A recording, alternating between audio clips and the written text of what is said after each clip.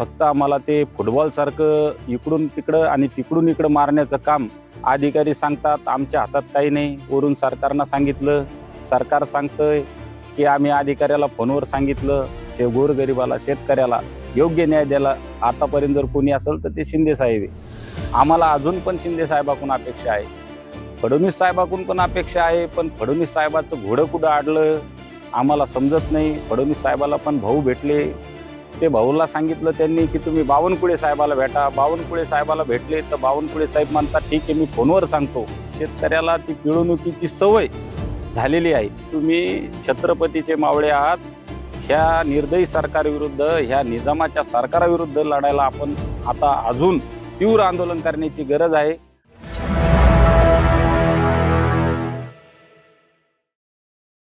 जालना नांदेड समृद्धी बाधित शेतकऱ्याच्या आंदोलनाला देवमूर्ती येथे आज 143 दिवस पूर्ण झाले।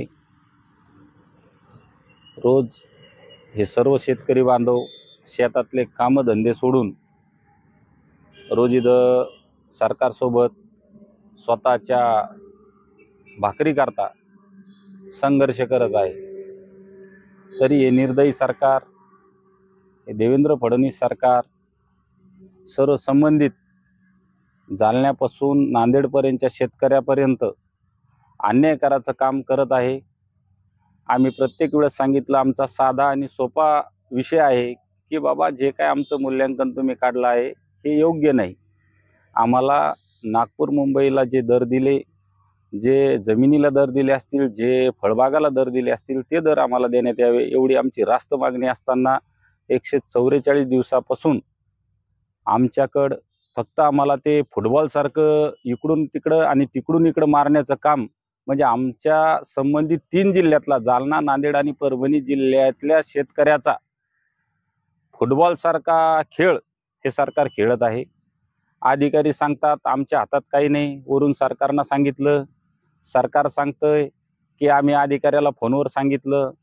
मागच्या वेळेस आम्ही आपल्या शिंदे साहेबाला मुंबई येथे भेटलो। राठी साहेब होते, अर्जुन भाऊ होते, त्यांनी कलेक्टरला स्पष्ट शब्दात सांगितलं असताना कलेक्टर साहेबांनी सांगितलं की आम्हाला एकनाथ शिंदे साहेबाचा लेखी आदेश नाही। शिंदे साहेबाला परत एकदा मी आपल्या या पार्श्वभूमीच्या माध्यमातून विनंती करतो, साहेब आम्हाला जसं जरांगे पाटील आज पण एकनाथ शिंदे साहेबाचं नाव घेतात की जर या महाराष्ट्राला मुख्यमंत्री म्हणून जर या महाराष्ट्राला गोरगरिबाला शेतकऱ्याला योग्य न्याय द्यायला आतापर्यंत जर कोणी असेल तर ते शिंदे साहेब आहे। आम्हाला अजून पण शिंदे साहेबाकडून अपेक्षा आहे, फडणवीस साहेबाकडून पण अपेक्षा आहे, पण फडणवीस साहेबाचं घोडं कुठं अडलं आम्हाला समजत नाही। फडणवीस साहेबाला पण भाऊ भेटले, ते भाऊला सांगितलं त्यांनी की तुम्ही बावनकुळे साहेबाला भेटा। बावनकुळे साहेबाला भेटले तर बावनकुळे साहेब म्हणतात ठीक आहे मी फोनवर सांगतो। त्याच्यानंतर त्यांचा जो काही व्हीसीचा आदेश आहे, व्हीसीमध्ये एक बोलायचं आणि नंतर आदेश एक पाठवायचा, म्हणजे हे असं शेतकऱ्यासोबत चालू आहे। आणि हे महाराष्ट्रातली तमाम जनता, ठीक आहे आज आम्ही थोडे जरी असलो आणि शेतकरी आतापर्यंत कधीच म्हणजे शेतकऱ्याची सतत पिळवणूक, आणि शेतकरी हा काबाड कष्ट करणारा असल्यामुळे शेतकऱ्याला ती पिळवणुकीची सवय झालेली आहे। पण आम्हाला सर्व शेतकऱ्याला एक विनंती करायची आहे की तुम्ही छत्रपतीचे मावळे आहात। ह्या निर्दयी सरकारविरुद्ध लढायला आपण आता अजून तीव्र आंदोलन करण्याची गरज आहे। शिंदे साहेबाला माझी परत एकदा विनंती राहील की शिंदे साहेब तुम्ही आमच्याकडे लक्ष द्या, तुम्हीच आमचे मायबाप आहात। अर्जुन भाऊ खोतकर असतील, राजेश भैया टोपे असतील, राजेश भैयाला पण मी मागे एकदा म्हणलो होतो, पवार साहेबाला मी भेटलो। परत एकदा राजेश भैयाला पार्श्वभूमीच्या माध्यमातून विनंती करतो की लवकरात लवकर तुम्ही शिंदे साहेब आणि मुख्यमंत्री साहेबांचा वेळ घ्या आणि आमच्या ज्या काही वेदना असतील, साधे साधे प्रश्न आहे आमचे, हे आमचे मार्गी लावा, अशी मी विनंती भैया साहेबाला पार्श्वभूमीच्या माध्यमातून करणार आहे। अर्जुन भाऊला करणार आहे की भाऊ तुम्ही तर कुठं कमी पडलेले नाही, तुम्ही खूप आमच्या समोर प्रयत्न केले, पण आमची अजून एक विनंती आहे की तुम्ही याला अजून थोडा पूर्ण ताकदीनं आमचं जे रडगाणं आहे, आमच्या करता वेळ आला तर शिंदे साहेबाकरता जे काय करता येईल तुम्हाला शिंदे साहेबाकडे तुम्ही आमचं म्हणजे म्हणणं गारानं मांडा।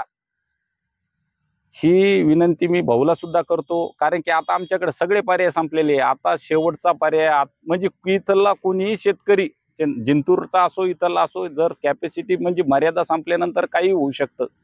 आणि ह्या सरकारला आतापर्यंत 700 ह्या 2-3 महिन्यात 700 शेतकऱ्यांना आत्महत्या केल्या, अजून 2-4 शेतकऱ्यांना आत्महत्या केल्या, तर या सरकारला काही होणार नाही याची पण जाणीव आम्हाला आहे.